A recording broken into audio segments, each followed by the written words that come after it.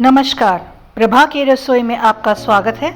हमारी आज की रेसिपी है मिनी फरसान समोसे आलू भर के। जी हाँ, पोटैटो चिप्स भर के समोसे बनाए हैं। सबसे पहले एक परात ली, उसमें 2 कप मैदा डाली, 3/4 चम्मच नमक डाला और इसको अच्छे से मिला लिया। इसके बाद 3 टेबलस्पून रिफाइंड ऑयल डाला। अच्छे से इस तेल को इस मैदा में मसल लिया, एकदम अच्छे से रगड़ लिया है उसको। अब आप जब मुट्ठी बंद करेंगे इस मैदा की तो इसका एक गोला सा बनना चाहिए, बंधना चाहिए। तो ये देखिए बंध गया है। अब हल्का गुनगुना पानी लेके थोड़ा थोड़ा पानी डालते हुए इस मैदा को हमें गूंथना है। बहुत कड़ा गूंथना है, बिल्कुल भी मुलायम नहीं होनी चाहिए। तो थोड़ा थोड़ा इसीलिए पानी डाल रही हूँ और इसके बाद ये मैदा गूंथी जा रही है। इसका बहुत हमें ध्यान रखना है कि तेल ज़रूर डालना है। अब इसके बाद ये गूंथ गई मैदा तो थोड़ा सा हाथ से तोड़ के इसको मसल ले रहे हैं ताकि अंदर तक इसमें खस्तापन समा जाए। और जब ये गूंथ लिया तो इसको एक कपड़े से, सूखे कपड़े से लपेट लिया, साफ कपड़े से, और फिर 15 मिनट के लिए रख दिया। अब भरावन बना लेते हैं। एक कढ़ाई में तेल गरम किया। 100 ग्राम मैंने लिए हैं घर के बने हुए पोटैटो चिप्स। जी हाँ, आलू के चिप्स। और जब ये तेल अच्छे से गर्म हो गया तो इसको अच्छे से सारे चिप्स को मैंने बढ़िया कुरकुरा तल लिया है। 100 ग्राम चिप्स चाहिए इतने के लिए। तो ये चिप्स सारे तल के तैयार हो गए। अब इनको थोड़ा ठंडा होने दिया। जब ये थोड़े ठंडे हो गए तो इनको टुकड़ों में तोड़ लिया है मैंने। मुझे इनको पीसना है तो थोड़ा छोटे छोटे टुकड़ों में तोड़ के, अब इसके बाद सारे चिप्स को तोड़ने के बाद इनको मैंने ग्राइंडर में डाला और ग्राइंडर में डालने के बाद इसको दरदरा पीस लिया। तो ये हमारे भरावन की हमने तैयारी शुरू कर दी है। अब एक बाउल लूँगी थोड़ा सा बड़ा, उसमें सारे ये पिसे हुए चिप्स डाल दिए। अब मसाले डालने हैं। सबसे पहले डाला 1 चम्मच जीरा पाउडर, आधा चम्मच अदरक का पाउडर यानी कि सौंठ, 1 चम्मच धनिया पाउडर, 1 चम्मच लाल मिर्च पाउडर, आधा चम्मच अमचूर पाउडर, 1/4 चम्मच गरम मसाला पाउडर, और इन सब चीज़ों को अच्छे से मैंने मिला लिया है। अब 1/4 कप पानी ले रही हूँ और उसमें डालूँगी थोड़ा सा मैदा, और एक घोल तैयार करना है हमें। मैदा के जो हमने गूंथी थी उसके छोटे छोटे पीसेस कर लेंगे, पोर्शंस निकाल लेंगे। तो उसके पहले थोड़ा सा मैदा को हमने मसल लिया और फिर उसके बाद हम इसके छोटे छोटे पीसेस निकाल रहे हैं, छोटी छोटी लोइयाँ बना रहे हैं। तो करीब 18 लोई बनी इतनी मैदा में मेरी। और फिर इन लोइयों को मैंने बनाने के बाद अपने हाथ से दबाते हुए थोड़ा चपटा कर लिया है, पेड़े जैसा।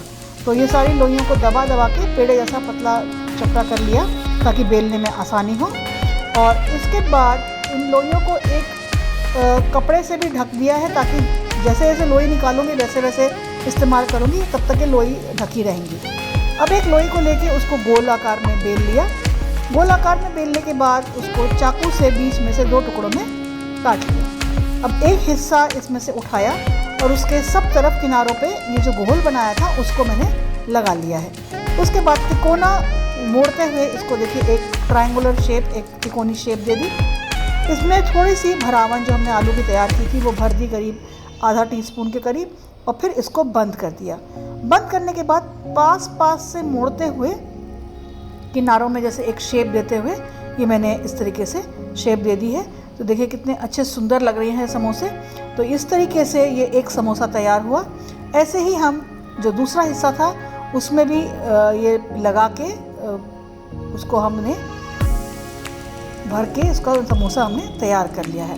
और इसी प्रकार जो बाकी हमारे पेड़े बने हुए थे उन सब से समोसे बना के तैयार कर लिए। सारे समोसे बनाने के बाद एक हल्का गीले कपड़े से इनको करीब 30 मिनट के लिए ढक के रख दिया।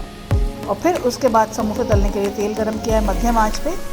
और जब ये तेल हल्का गरम सा हो जाए, गुनगुना सा हो जाए, तो उसके बाद हम इसमें सबसे पहले आँच को थोड़ा धीमा कर देंगे, थोड़ा लो मीडियम आंच रखेंगे। और फिर इसमें जितने समोसे हमारे कढ़ाई में एक बार में आ जाएंगे उतने समोसे हम इसमें डाल देंगे। आंच ये धीमी की तरफ ही रहनी चाहिए वरना अंदर तक सिकेगा नहीं। तो इनको हल्का सुनहरा होने तक अच्छे से हमने तल लिया और उसके बाद हम इनको एक प्लेट में निकाल लेंगे। तो इस तरीके से देखिए हमारे ये समोसे इतने बढ़िया कुरकुरे तैयार हो गए हैं और बिल्कुल अलग तरीके की हमने इसमें भरावन डाली है। ये हमने प्लेट में निकाल लिए और इसी प्रकार हम बाकी समोसे भी तल के तैयार कर लेंगे।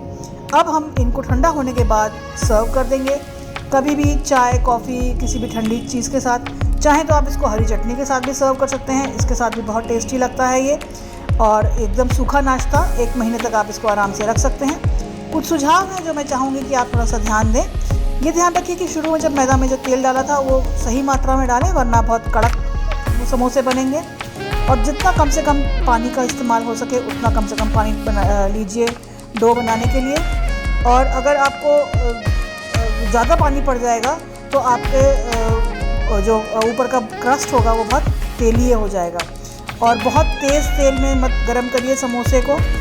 और जो हमने समोसे बना के आधा घंटे के लिए कपड़े के नीचे रखे थे वो बहुत ज़रूरी है, वरना बुलबुले बन जाते हैं समोसे में। जब हम समोसे तलने के लिए डाल रहे हैं एक बार चेक कर लीजिए कि वो सब ठीक से बंद है, क्योंकि ज़रा सा भी छेद अगर रह जाएगा तो उसमें तेल अंदर चला जाएगा और फिर वो बहुत ख़राब लगेगा खाने में।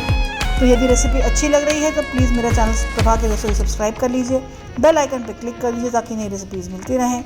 धन्यवाद।